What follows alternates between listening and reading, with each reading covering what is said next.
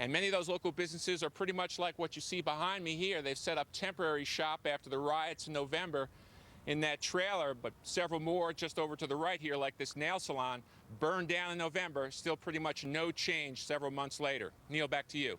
Steve Harrigan, thank you very much. Steve in Ferguson. Well, Missouri's Lieutenant Governor says on many occasions it seemed like Attorney General Eric Holder was inciting the mob and not backing up law enforcement in Ferguson.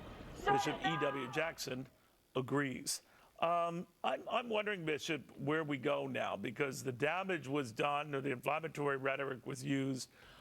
Maybe that wasn't the intention in the beginning from either the Attorney General or the President, but it seemed to side with protesters who had a feeling that the whole game, racial game, was rigged in Ferguson. Is that your impression? Well, Neil, just flip it around. Imagine that the Attorney General were white, and that the victim in Ferguson were white, and that the Attorney General arrived and goes to a white group and says, look, I may be Attorney General, but I'm also white, and I know what it is to live near black people. Assume the person was attacked by a black person or black people. And I know what it is to live near black people. I had to run away from a group of black people one time when I was running down the street. I mean, this is the kind of thing he did. And if he had been white and had done that in the reverse, it would have caused a hue and cry across the land. So, yes, he's in part responsible for the conditions in Ferguson right now.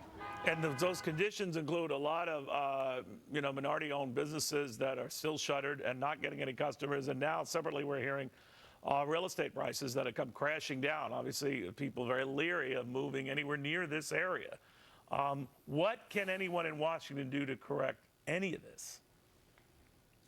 Well, the best thing they could do is, I think, if Eric Holder had apologized and said, look, I was wrong. And for those of you who've been out protesting and saying hands up, don't shoot, it's now hands down, tell the truth. That never happened.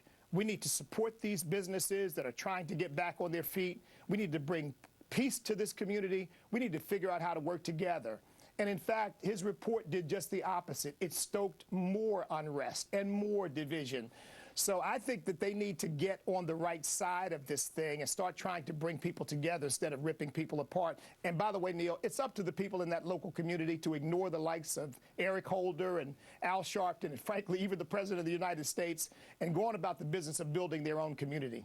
You know, Bishop, I always wonder then, he's not going to say all the things that you told him would be wise to say. He's going to stand by his once that, an investigation revealed that there were sporadic incidents of racism and a clear racial profiling going on in some parts of the community. Not all parts and not among all police officers. So I don't envision him changing his tune here. But he has been, that is Eric Holder, very critical of this guy who allegedly shot these two police. Do you get a sense that that's as far as he's going to go? And if that's the case, then we're going to have more trouble. I think this is cover your rear end time. I think he knows, as you probably know, Neil, my organization filed a formal complaint against him because we believe that he violated the ethical rules that govern attorneys and certainly violated the rules that ought to govern the chief prosecutor of the United States. So I think at this point, he knows he's been on the wrong side of this and he's now trying to clean it up. I think the best thing to do is let him fade off into the sunset and let the people of Ferguson get about the business of trying to create some peace in that community and go forward for a much better future than they've had in the last several months. To put it mildly, Bishop, thank you very much. Bishop E.W. Jackson. All right, in the meantime, look at this.